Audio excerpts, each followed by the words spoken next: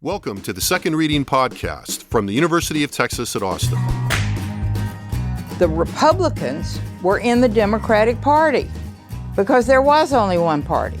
So I tell people on a regular basis, there is still a land of opportunity in America.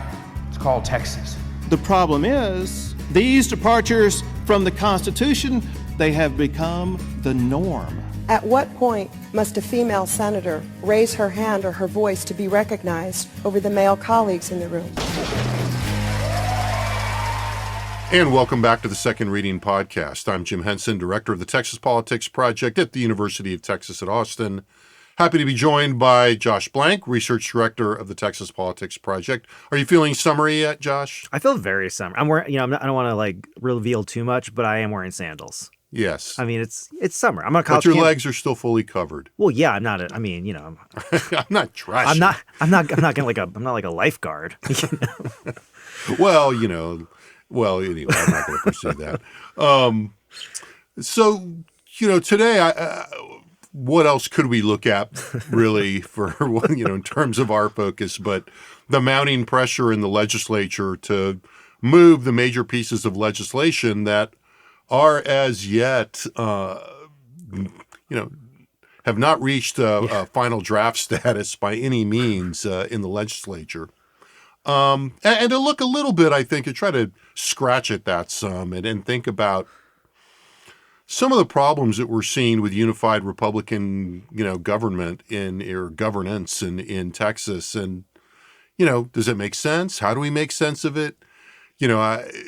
In the notes here, I'm looking at, that it seems counterintuitive, and it's counterintuitive from some perspectives and not from others. I guess the point would be that it's a little counterintuitive probably to the layperson. Yeah, I was going to say is, we have a former colleague who would make a pretty big distinction between problems and challenges. Yeah. And it's not necessarily a problem, but it's surprising the level of challenge.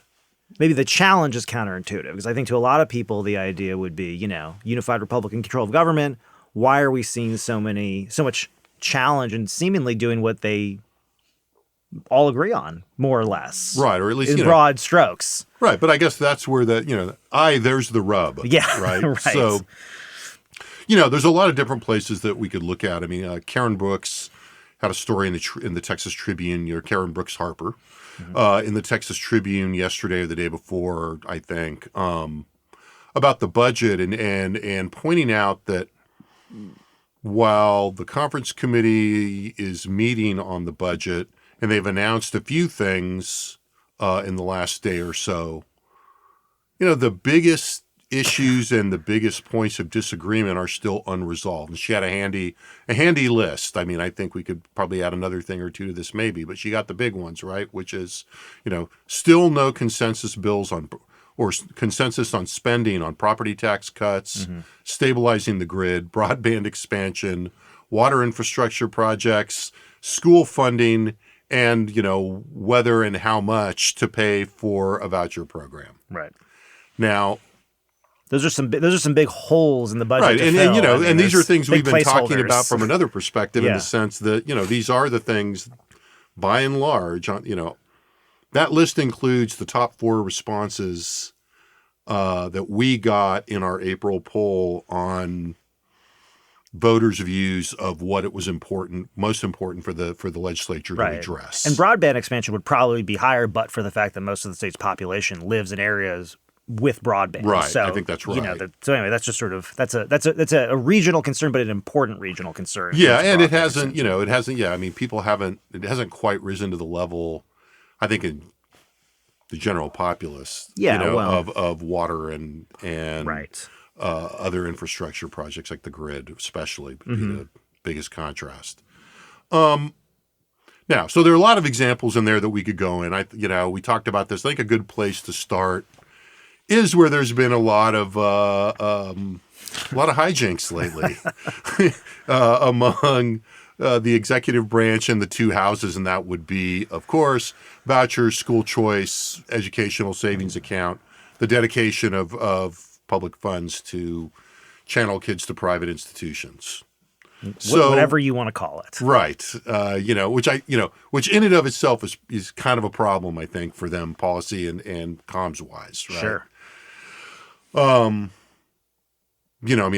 language battle there was, a few years ago it became seen as déclassé to just call them vouchers or inherently hostile. Yeah. And so we've gone to education savings accounts, but I don't think education savings accounts quite caught on in the way that vouchers did. Setting that aside, so, what have we seen? Well, it was a big interior moment, shall we say, for the community last Wednesday night when legislature was running late. The House was late, was running into the evening, and word started to circulate in Capitol circles that there was a substitute bill for SB 8, the voucher vehicle, and SB 8, of course, the Creighton bill from the Senate. That the House Education Chair, Brad Buckley, was circulating. And then a funny thing happened because he went to the floor to do something that is usually routine as chairman and made a motion to suspend the rules so that the Education Committee in the House could meet that evening and basically, spit this revised committee substitute out that nobody had seen. Or we assume. Very few people had seen. And that seems to have been what that was about. Certainly, that was the assumption that was deployed in the ensuing discussion. And Chair Buckley didn't do anything to dissuade anybody from thinking that, to my knowledge. And so when he made this motion, it was voted down in the House. And I think as it was widely noted, State Rep. Ernest Bales, who is not a chair, made a very forceful speech against the motion to suspend, and the motion failed. Right. Now, this was seen, I think, fairly as a pretty good moment for Ernest Bales and suggested a certain amount of, stature in the House, despite not being often thought of as part of the, quote unquote, the leadership team because he's not a chair. And not so good for Chair Buckley. Yeah. And the follow-up to that then has been even more interesting than that. So people were very abuzz about that. Just to reiterate your point here, I just want to make clear. Usually these are, sort of, almost nobody pays attention to these kinds of motions. So, if a chair wants to go and have the committee meet, convene, whatever, these are usually, you're suspending the rules for the, these are the public announcement of a hearing, et cetera, et cetera. Right. And these are usually things that aren't even voted on. They just listen to see if there's any, dissent from that. And usually there's none. Yeah. And it's something that happens very, usually, yes, this is usually a short interval between the announcement and the gavel of, hearing none. It's like a 5 to 10 second process. Hearing no objections. So this is, very unusual. Pretty big brushback also of a chair. That's another thing too. Usually chairs are given the chairs that do that. Given a fair amount of latitude here. So then the follow-up it continued to, and then this continued to percolate. And by Sunday evening, the Chairman Buckley was circulating another version of SB 8, another committee substitute that was much less ambitious. And we can unpack this, but basically it rolled back eligibility for any kind of vouchers. Yeah. To students with learning with disabilities, which has been, special education has been one of the, the themes of this discussion all along. Mm-hmm. Going back years. Right. Or to those who were attending an F-rated campus in the public school system. The upshot of this was that the number of students that would be eligible for this fell below 1 million students. Like it was in the 800s. And just to pause this for that. This really is the crux around a lot of what the arguments around the voucher bills have been about. Again, this is for the people who want to pass a voucher bill. Right. There are a lot of people who don't want to pass a voucher bill. How broadly applicable will it be, and how much money are you going to put into it to make this work? And who within that broad swath of people gets basically swept in too is the other piece the how broad and the who, right? Because even within that, there's been in the Senate bill there were some things about the mixture of the ratings of the campuses and then the balance of students who could come from A and B and C campuses versus D and E and F.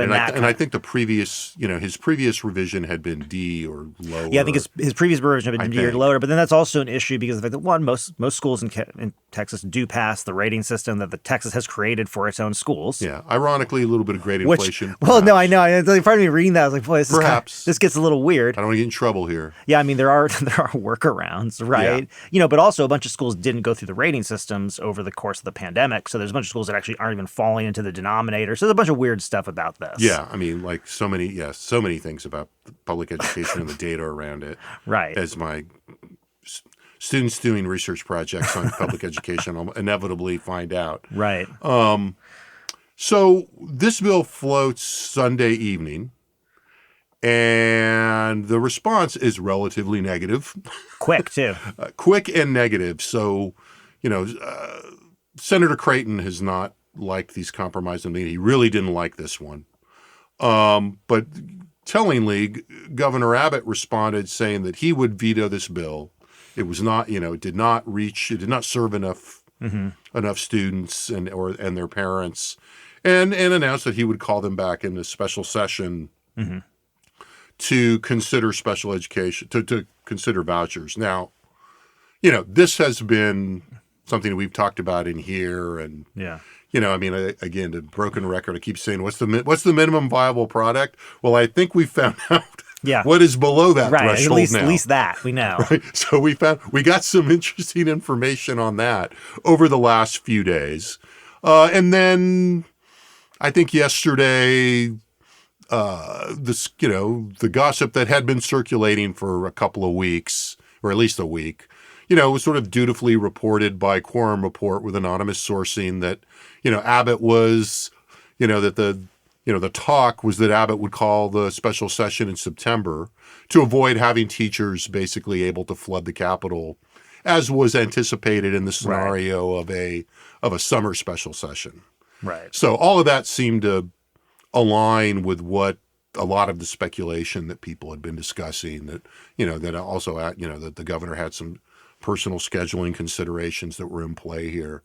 That are unconfirmed to me, although I've looked around a little bit trying to. Yeah, it certainly signaled, his, the extent of his commitment to the issue, right? Yeah. I mean, he certainly, it's no news if you've been following this that he's been going around the state somewhat on a tour, mostly in rural Republican districts. Yeah. Essentially trying to sell, I'm not really sure to whom, but I mean that not in a. I think that, these appearances have had different characters at different times. I mean, there was the part of the tour that was all happening at private religious schools. Yeah. There are others that I think have been a little less calibrated staged a little less that way. To be clear what I'm saying, I just want to, again, I'm not saying to whom isn't like some sort of a criticism. I just mean that exactly your point. It kind of depends on how you think about it. And the broader sense is that, these events taking place in rural Republican districts has been in some ways an effort to convince those rural Republican legislators that they should get on board with this because they haven't been,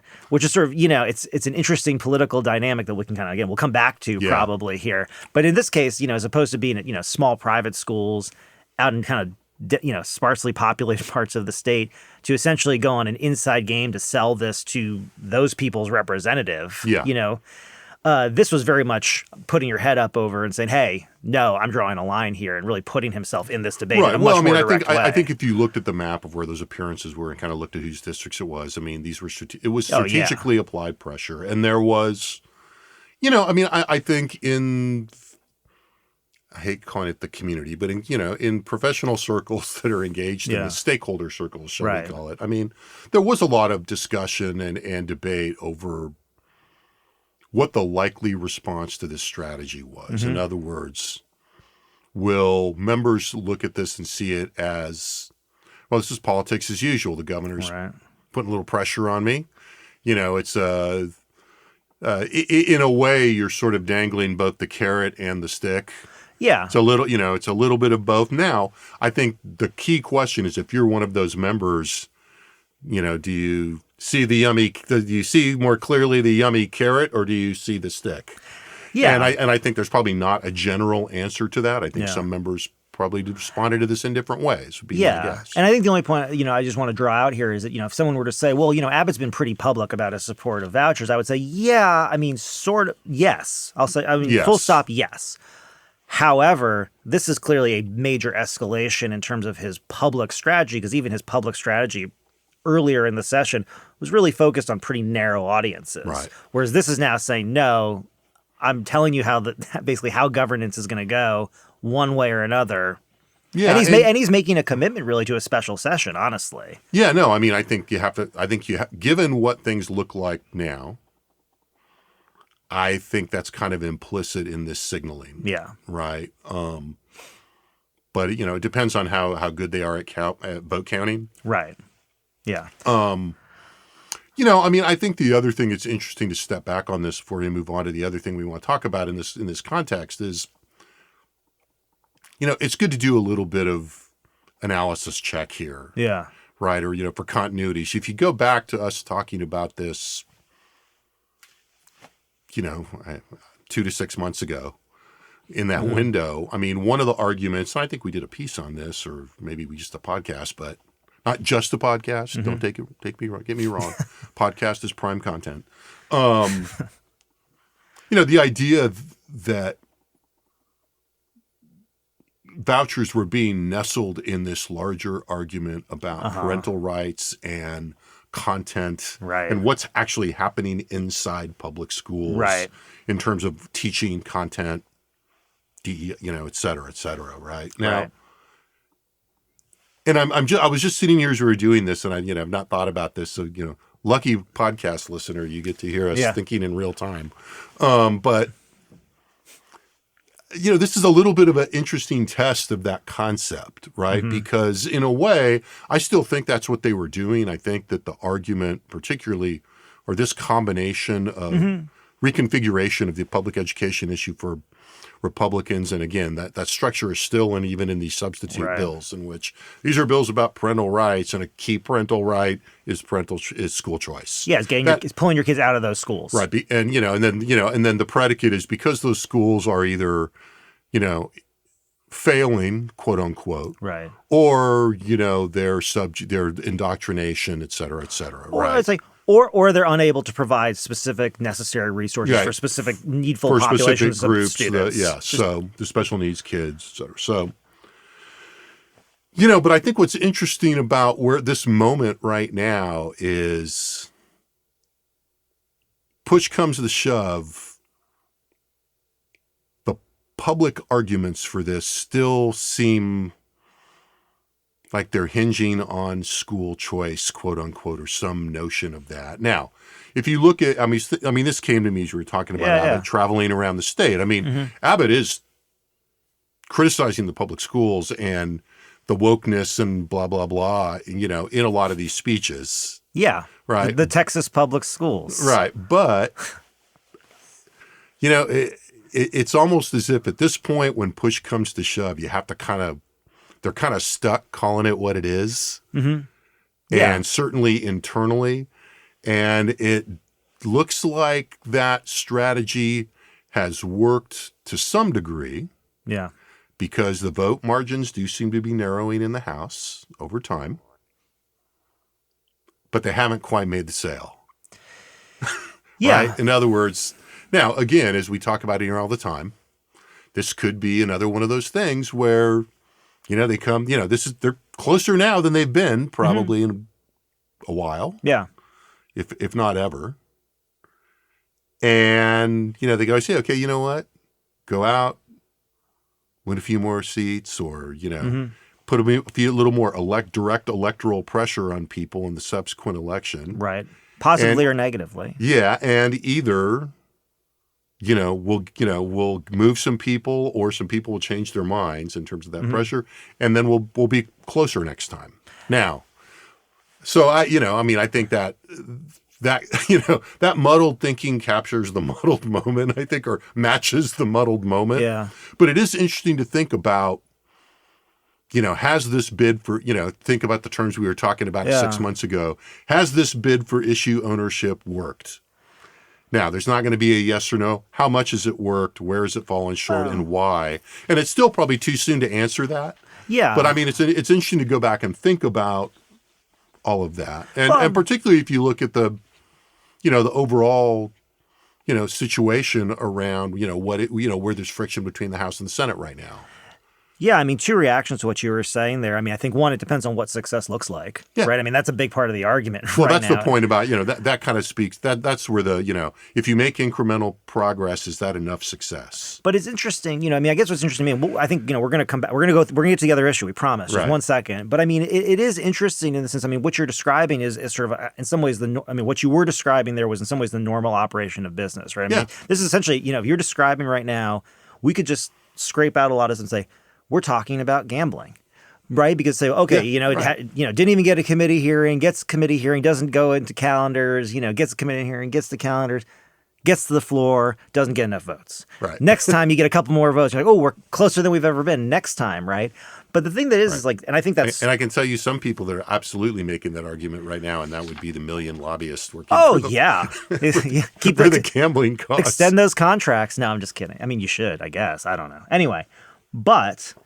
this whole thing, I mean, and in some ways, like I agree, except for the fact that because Abbott has inserted himself so publicly into it now, and again, I think and we'll come back to this probably, but he's been so careful, and all of they've all kind of learned from each other because I mean, in some ways, in a weird way, totally different experiences, but Patrick and Abbott have come up together, right? Yeah.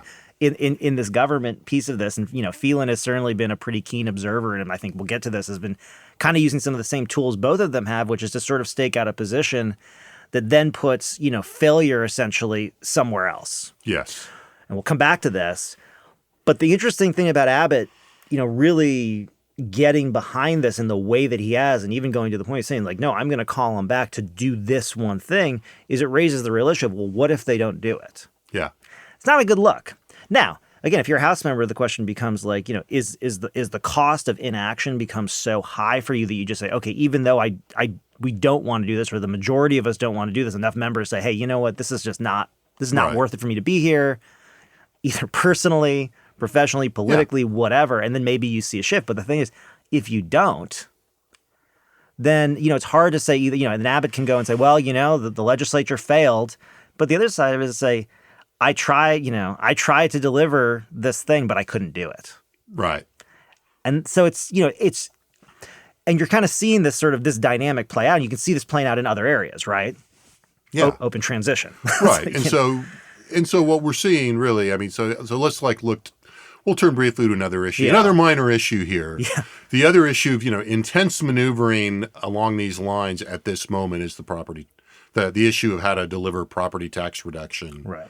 Which, interestingly, as we talk about how much they need to do vouchers, they really need to do property tax reduction. Yeah, I mean, they've told voters very clearly there's one thing they're definitely doing. I mean, like if they, if I don't think this is going to happen, but were the property tax reduction discussion to collapse or reach an impasse in the way that it appears the voucher discussion has reached an impasse, they will not wait till September. No, they're not going anywhere. It seems to me. No, absolutely not.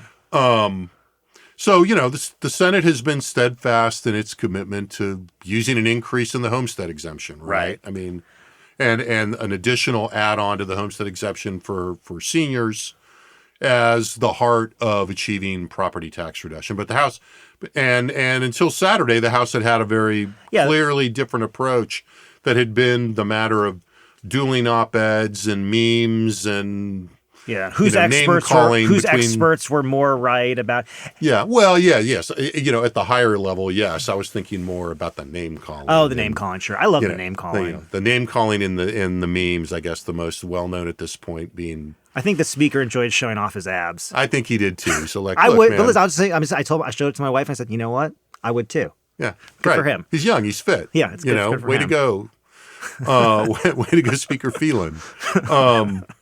So the House has had a different approach, right? Yeah, and the House has really focused primarily on lowering the appraisal cap, which is basically the amount a home's taxable value can increase year over year. We already have an appraisal cap, so I mean, if anybody who listens to this owns a home, they know that the taxable value of their home can't go up more than 10% per year. And I should say right now, we are not tax experts. We are not policy guys. We are certainly not tax experts. We are giving you a general sense here, right?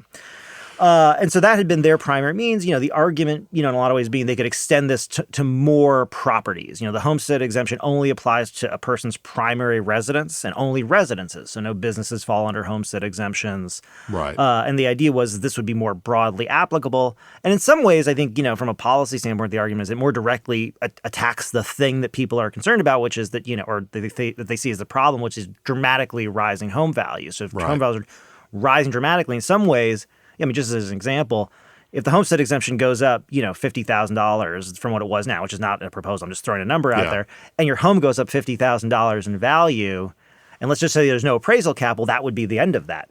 Yeah, it's a wash.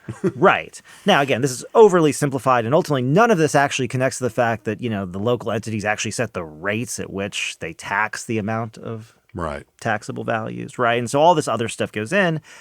But the legislature last session put, more constraints on Well, that. and that's the thing. That's actually one of the things. Just as an aside for people who are following this closely, that's one of the things that I think the coverage has really, failed to address really comprehensively, which is in laying out the dueling arguments, for and against, focusing mostly on homestead exemption increases versus focusing primarily on appraisal cap lowering. Is that the focus? When people have written about the appraisal cap lowering, they kind of blithely, well, yeah, but of course the local entity then goes and sets the rate.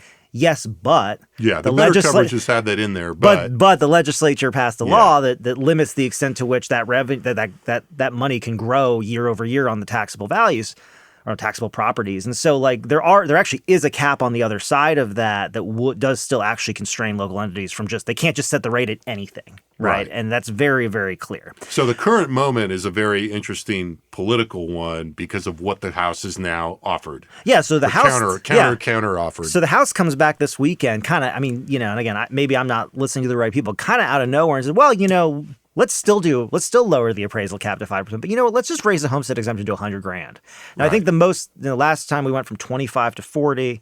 I think the Senate goes from 40 to 75, I believe. Yeah, I think that's right. And now the House is coming back and saying 70 or 75. Yeah. Yeah. Now the House is coming back and saying, well, let's just raise it to 100. Which is funny. So on the one hand, it's a little bit of a middle finger. It is, because on the one hand, you can kind of look at it and say, well, if you were just sitting there. You're right, Lieutenant Governor. That is the way to go. So let's just raise it to 100. Well, and that's the funny thing, right? If you, again, from an outs, not even outsiders, but just from if you're just looking at the facts, you say, oh, so they must be closer to an agreement now. And it's like, no. This is a great example of this sort of dynamic where now, the House has passed. Let's say the House actually moves this bill. Full of process and just sends it to the Senate, and they have to hash this out.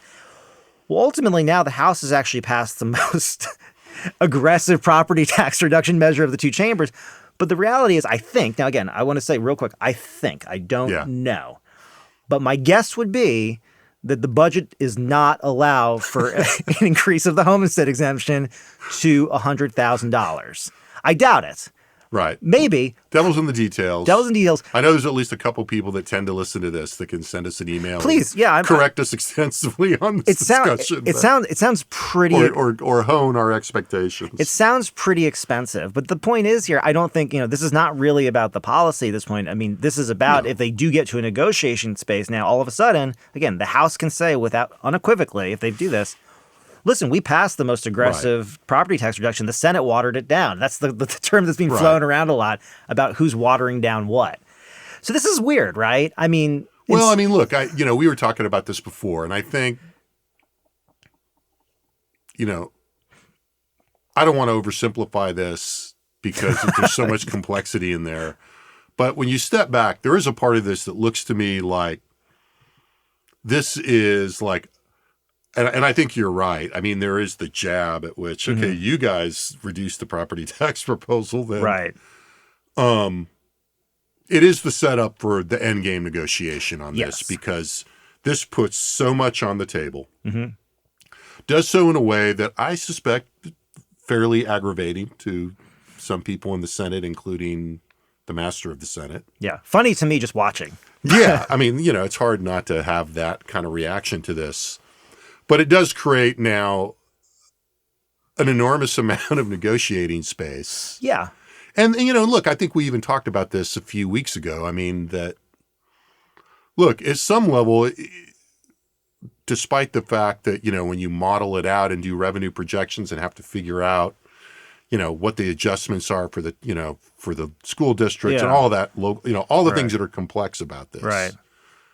It did seem to me that at some point we were going to come to a moment where we looked at two adjustable numbers, right? An appraisal cap where you've got a negotiating space between 5 and 10%. Right. And an appraisal cap, the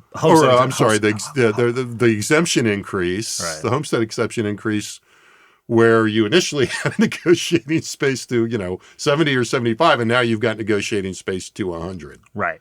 And so in that case, and if you look at it in that just, again, admittedly oversimplified way, but that does seem to be like, okay, here's the basics, here's the negotiating frame. Mm-hmm.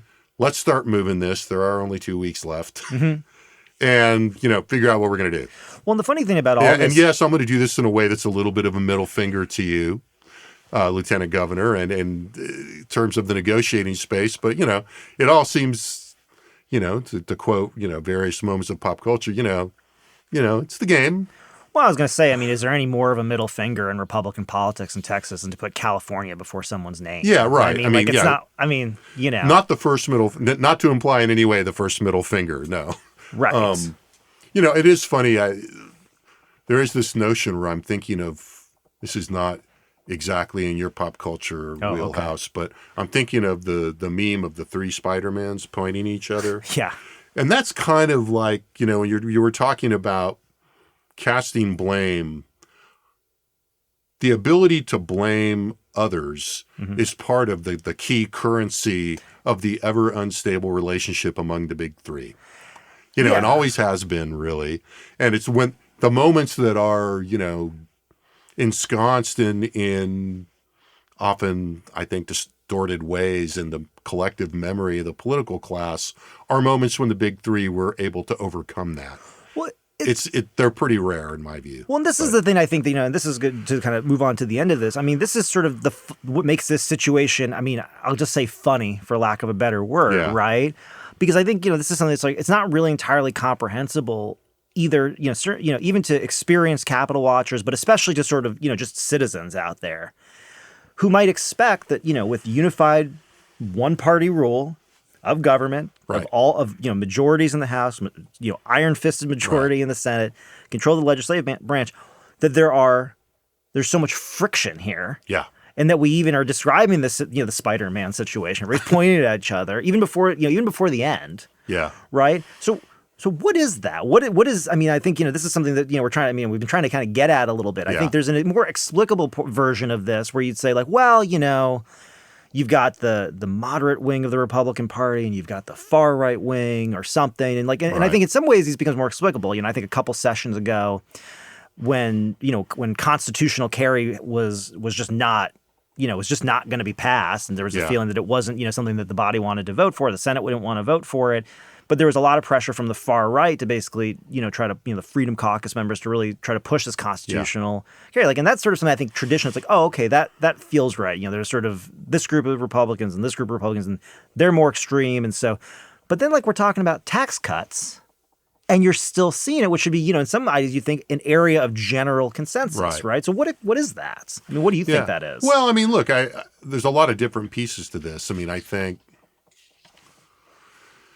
a big part of this is obviously institutional, and we've talked about this in here, that, we tend to, look, there's two things going on. Among the, the general population, I think it's reasonable, particularly given where our national politics are right now, that people think of the parties as very distinct now. Yeah. Yeah, that's right. Right.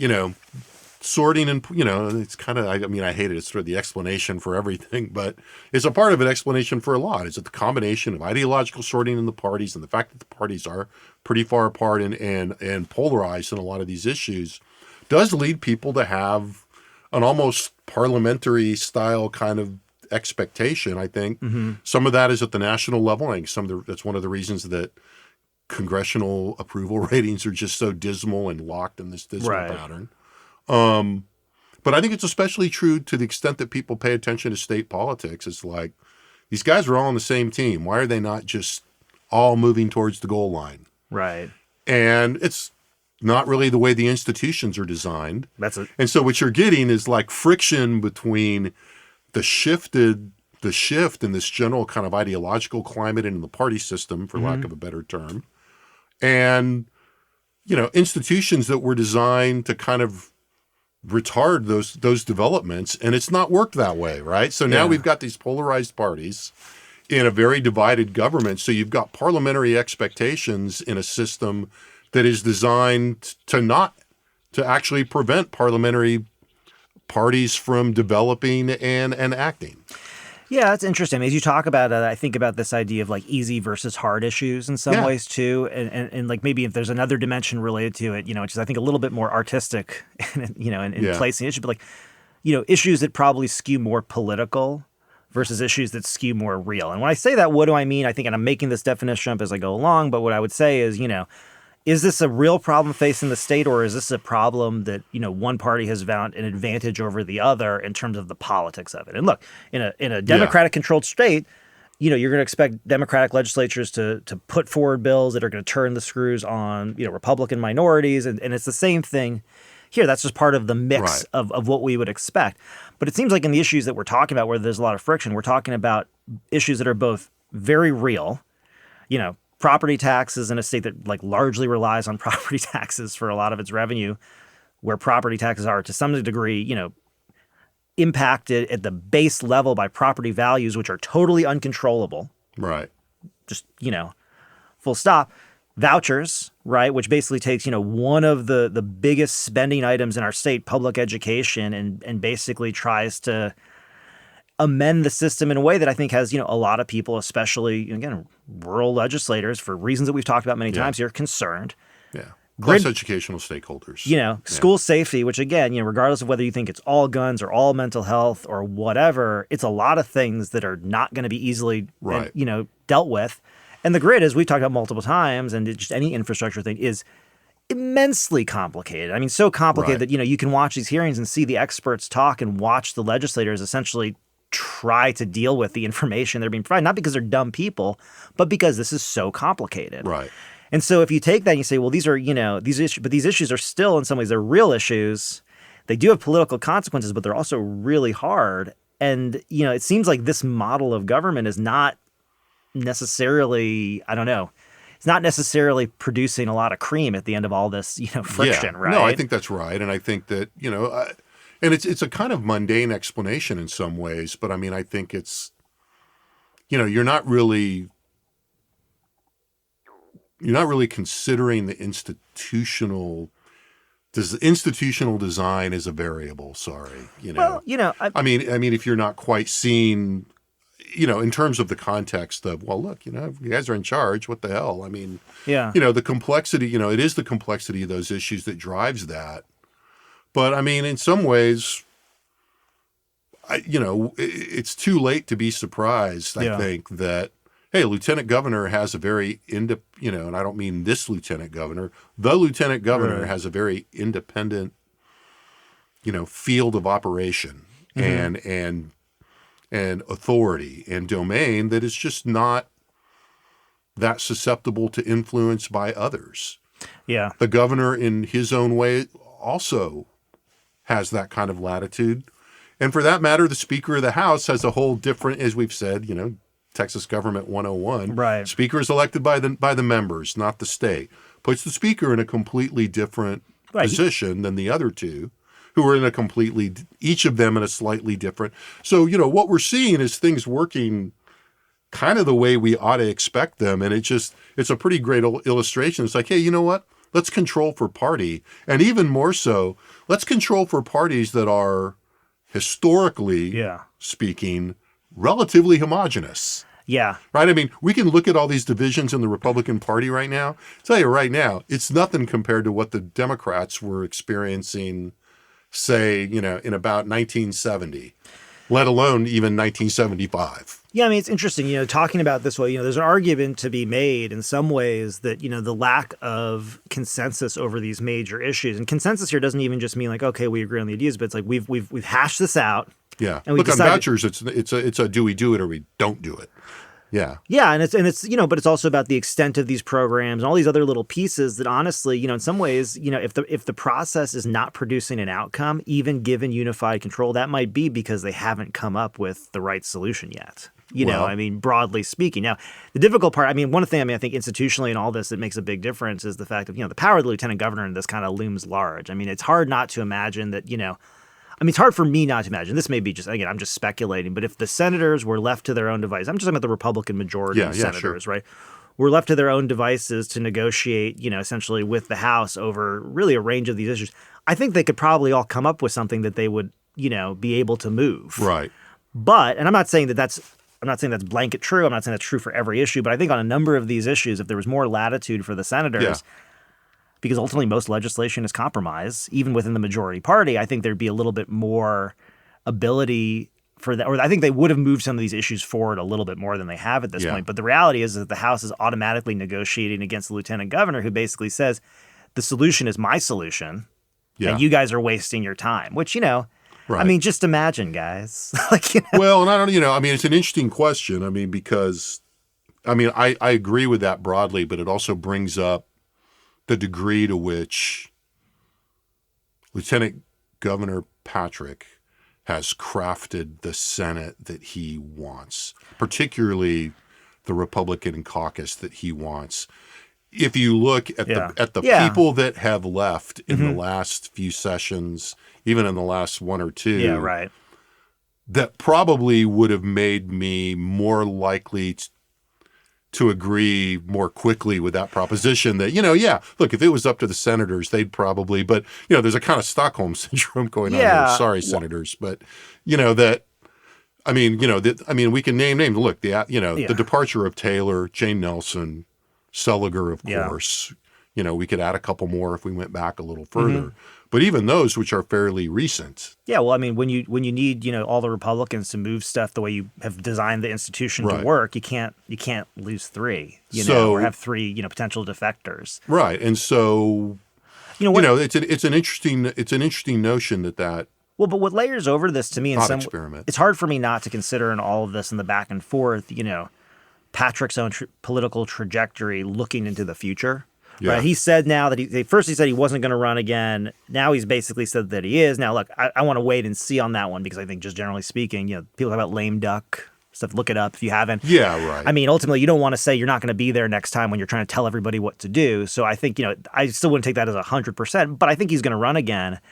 And I think it is interesting when you look at some of this stuff. The extent to which he clearly wants to deliver the victories he wants to deliver, and he wants to deliver them in a way that I think is, honestly, and I don't say this as a negative way or with a negative connotation, but in a way that's going to be politically translatable. Yeah. And I think, the thing about like a homestead exemption increase is that, it will happen right now.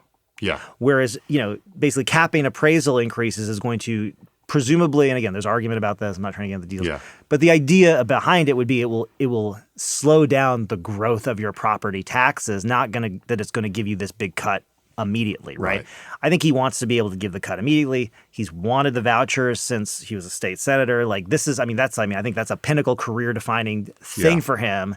But ultimately that doesn't, I think anybody who's been in a negotiation, like if one side is that committed to, this thing, one, I think it makes it harder, but two, the other piece of this, and I think, kind of going forward is like, essentially you have to make your interests the interests of other people. Yeah.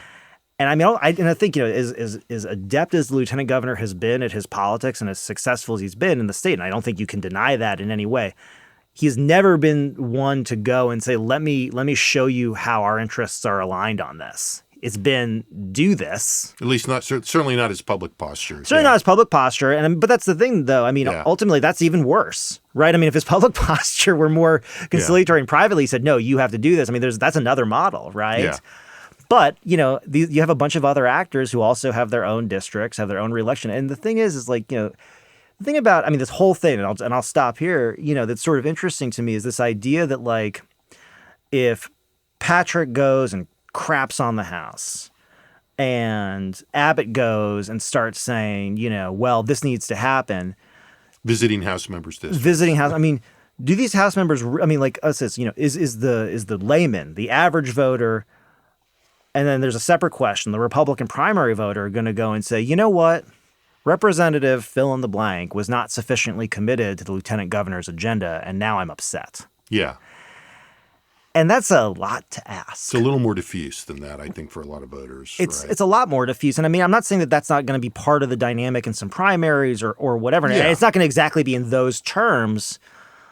But, this idea that, in some ways there's a little bit of an overestimation of one's own importance in voters' minds if they think that, somehow defying, the lieutenant governor's wishes or not following through on or the governor's for that. One thing that Abbott's asking for is going to somehow doom, a member who's, again, especially a House member who's usually pretty close to the district. Yeah.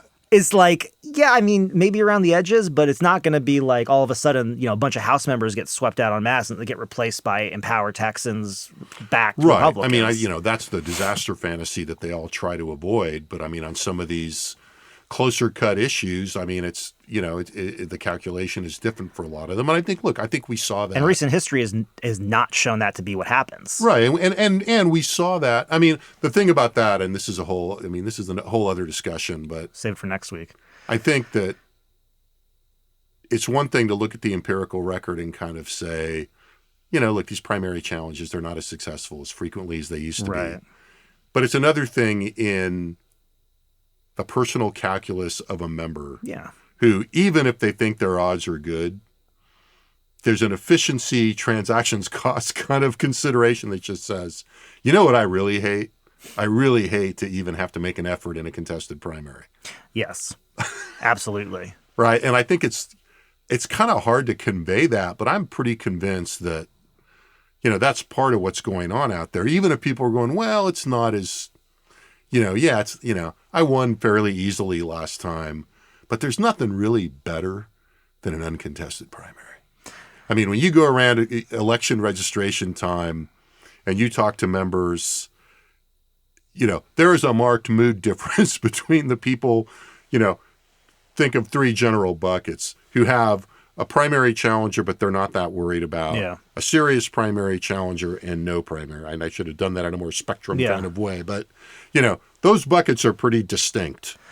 Yeah. Right. So, but it's interesting in terms of how that mechanism works. Well, and then the question becomes, there's a lag. What it means practically is there's a lag. There's a lag. But then also, we talk about this all the time, the fact that this is a multi-stage game. And so the other piece of that, I would say, too, is does the Republican Party of Texas censure some of these members who don't follow through on the strict line-by-line interpretation of their agenda, thus opening up funding for primary challengers? Does the governor go and start spending some of his significant resources, helping primary challengers in Republican primaries to sitting incumbents? And look, that's or not more likely withholding from sitting. Yeah, and I mean, and even the effect of that is, I think, debatable. But ultimately, that would be a major escalation. That honestly, if you think of multi-stage, if you say should those members next time be more accommodating to the governor or less accommodating? And I don't know how that plays out, but my guess would be less accommodating. Right. So it's there's a little bit of chicken going on here too. Yeah, and I think that internal game one can it's out there. It applies unevenly among members. I mean, I think there are some people who are active in the media space, social media especially, who social and non-traditional media who really want to, say, look, this is all about, Abbott's broken promises to House members. Mm-hmm. Yeah. Maybe. Yeah. Uh-huh. So I don't think it's irrelevant, but I think one can be a little reductive on that. For sure. And members, make more fluid decisions. I mean, some people hold grudges or, I'll never forget that he said he'd help me and he didn't. But a lot of people, what have you done for me lately? Yeah. What will you do for me tomorrow? Heals a lot of wounds. I was going to say, most good politicians don't hold grudges for that long. It's a much more fluid space. Yeah, because ultimately grudges become potential vulnerabilities in my mind. But, that's maybe just a Jim Henson life lesson. That's actually, that might be a good place to end this podcast. As the governor makes a threat, Let's, chill out and see what happens. So, I think with that, we had some other things we were kind of thinking about, but I think at the most general level, we are watching things get slowed down right now. Mm-hmm. And it is interesting to sit here and try to sort out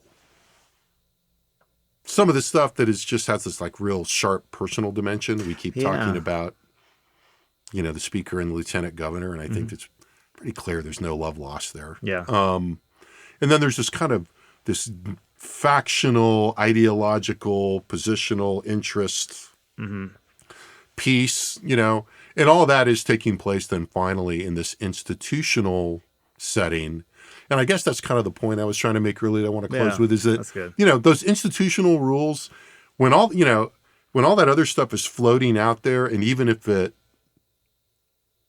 it's kind of at a low temperature, these institutional things that we're talking about, very basic things, right? A bicameral legislature, separation of powers, checks and balances, they fill that gap, right? In other words, they are designed to do that. They inject conflict where one might expect compromise and even consensus, and they're supposed to do that. Yeah, that's the point. And, that's what and we're seeing that in spades right now. And so with that, we will continue to watch things. Thanks to Josh for being here for a fun conversation. Thanks again to our excellent production team in the Dev Studio in the College of Liberal Arts at UT Austin. We didn't talk about much polling data today, which was kind of probably a relief to everybody. Me included. But if you want to look at podcasts, see these podcasts, look at our data, look at blog posts, the website is texaspolitics.utexas.edu. Thank you for listening, and we'll be back soon with another Second Reading podcast.